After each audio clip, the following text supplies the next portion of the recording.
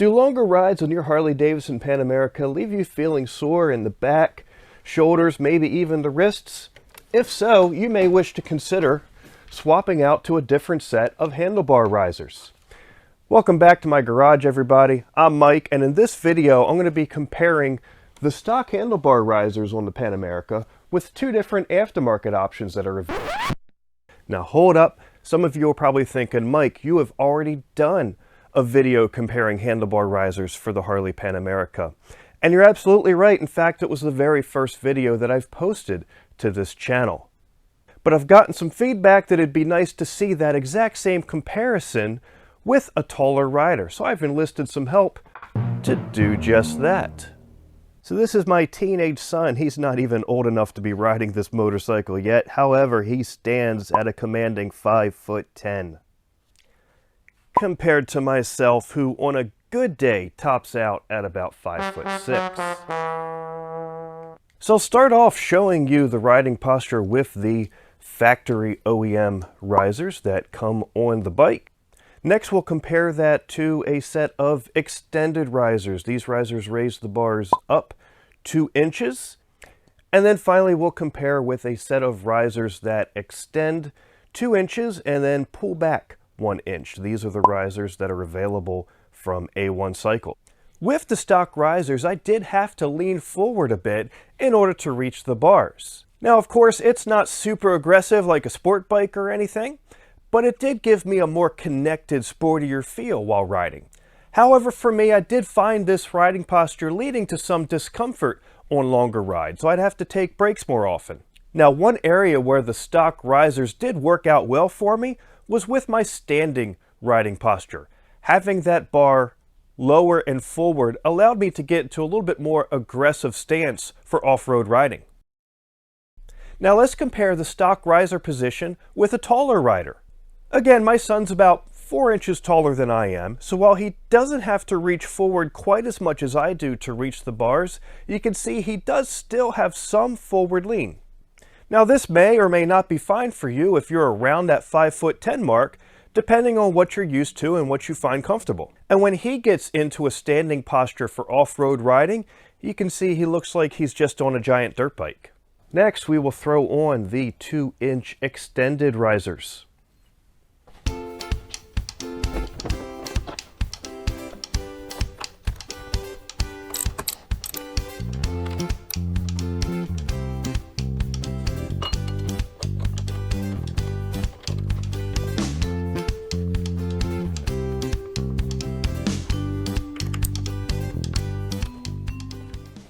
With the 2-inch extended risers, my forward lean was reduced a good bit, and it was a more comfortable ride compared to the stock risers, but it just still wasn't quite what I was looking for. While standing, I could still lean forward and get to a more aggressive posture for off-road riding, but the bars were probably up a bit taller than I needed them to be. Looking at my son with the 2-inch extended risers, he's a bit more upright as well, reducing how much he needs to lean forward to reach the bars, and overall putting him in a more relaxed riding position. And with him standing, these risers still allow him to lean forward a little bit and get into a good off-road riding posture. In fact, by bringing the bars up for his height, these risers probably would work better for him with off-road riding than they would for me. However, the biggest negative issue with these risers is that they do put the bars in a position where they block off lower elements of the screen.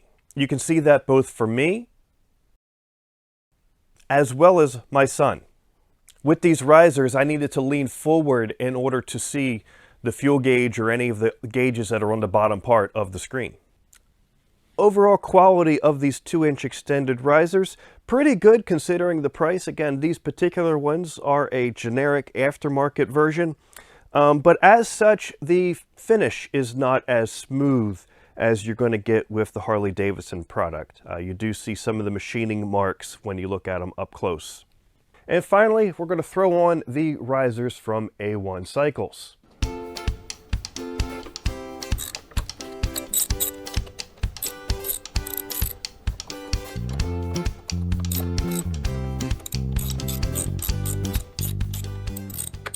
So of these three risers, the A1 cycle risers did end up being the most comfortable for me, especially on longer rides. That 1-inch pullback brings the bars close enough that it really reduces my forward lean to the point that it's not even an issue. And the bonus here is that this comes without sacrificing being able to read any parts of the screen. These risers allow you to see all elements of the screen from the seated position. Now, one sacrifice I do have, though, is because of that pullback, it brings the bars a little bit closer to me than would be ideal in the standing position for a more aggressive off-road riding. But depending on how crazy you get with your off-road riding, this may or may not be an issue for you. But what if you're taller than 5'6"? Are the A1 risers still a good fit? Well, looking at my son again on the bike with the A1 risers, he has barely any forward lean at all, sitting practically completely upright, nice and totally relaxed. And for him as well, this is going to come without sacrificing any visibility of elements on the screen. Now, when he stands up with the bar being closer, again, he loses some of that more aggressive posture for off-road riding.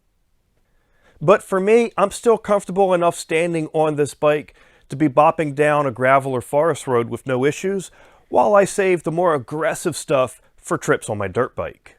Overall quality of the A1 cycle risers are excellent. Again, machined out of solid aluminum. Just feeling this in your hand, it's got some nice heft to it. You can feel that it's a very, quality made piece.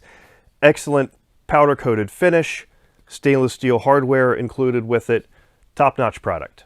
However, I do have just some small nitpicks on the A1 risers, and one is the fact that the top clamp that they use is narrower than what the factory top clamp is.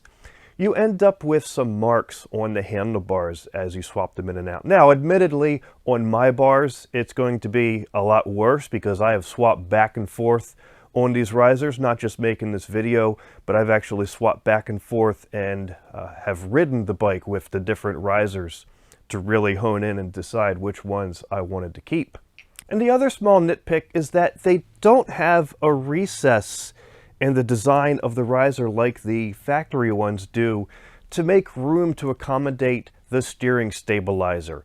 At a full lock turn to the right, that steering stabilizer comes really close to making contact with the riser. Now, to be fair, I can still get a feeler gauge in there on mine, so it's not technically touching, but it's pretty darn close. However, even with those minor issues, I am still very pleased with these risers, and they've made the bike much more comfortable for longer distance riding for me.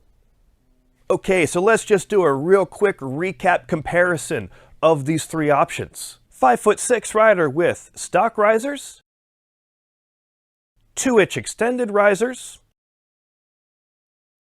and the A1 cycle risers. And a 5'10" rider with stock, 2-inch extended, and A1 cycle risers. So motorcycles don't come in one size fits all, and handlebar position is just one item on a bike that you can adjust to get the ergonomics better for you, better fit, more comfortable for you, and different risers are how you do that on this bike.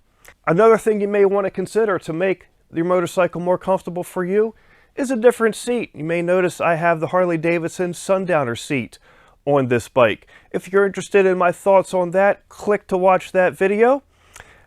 Thanks for hanging in the garage with me again. As always, ride safe, and thanks for watching. Can you see that? That's what happens when you turn your heater off while you're filming so you don't have background noise.